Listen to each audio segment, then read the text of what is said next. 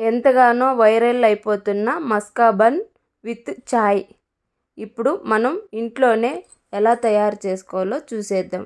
First ఒక bowl తీసుకొని అందులోకి ఒక 1/2 లీటర్ పాలు, అలాగే చిన్న గ్లాసు వాటరు, టీ పొడి తగినంత వేసి, ఇప్పుడు 3 యాలకులు, చిన్న అల్లం ముక్క వేసి బాగా దంచి పాలల్లోకి వేసుకోవాలి. ఇప్పుడు ఒక స్పూన్తో బాగా కలుపుకోవాలి.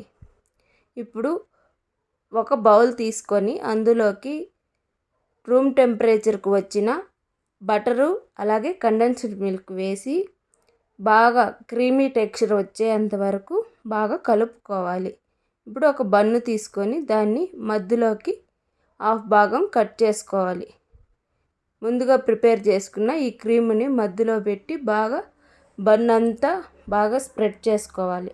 అలాగే ఇప్పుడు వీడియోలో చూపించిన విధంగా బన్ను చుట్టూ కూడా స్ప్రెడ్ చేసుకోవాలి. అంతలోగా టీ కాగిపోయి ఉంటుంది కాబట్టి ఇప్పుడు తగినంత చక్కెర వేసుకొని టీ వడగట్టుకోవాలి.